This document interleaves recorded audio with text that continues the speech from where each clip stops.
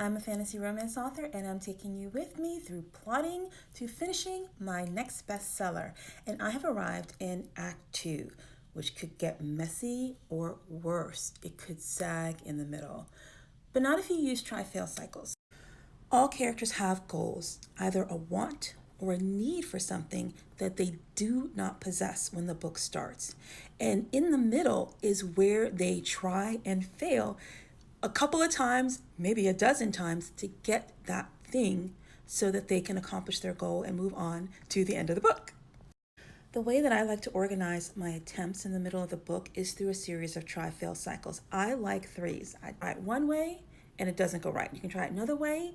It still doesn't go quite right, but you've learned something, and then you can try it a third way using the knowledge that you've gained from all the wrong ways that you did it, and then it could work. A large part of you and your character trying something is that there's an obstacle in their way. And I was taught that there's 4 types of obstacles. There's either an antagonist, there's a physical obstruction, there's an inner or psychological issue, meaning that you're your own worst enemy, or there's some type of a mystical or act of God force that is keeping you from getting the thing that you or that your character wants.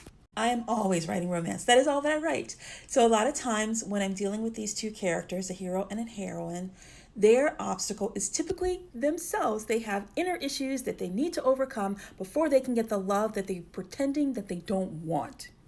And so my obstacle in my romances are typically inner or psychological issues that they have to overcome. Since I pretty much have the same type of obstacle all the time in the middle, I needed a different framework. And that's when my friend Lisa Daly came to the rescue and started talking about 3 dates in a disaster. Because in her 3 dates in a disaster framework, these hero and heroines are they're getting to know each other as they're bumbling along around in the second act. And so when I designed my act 2 in terms of 3 dates, it makes it move a lot more quicker and a lot more interesting to me. So I'm on date 1 today of my Little Mermaid retelling with Ursula as the heroine.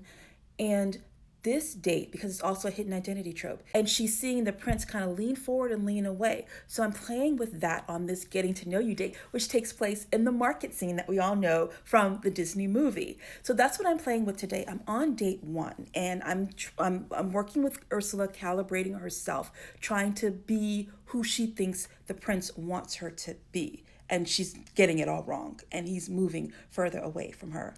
So that's what I'm working on today, and I'm probably going to be working on date 1 all day. We'll see if I get into date 2 tomorrow, but I'll talk to you then. Bye.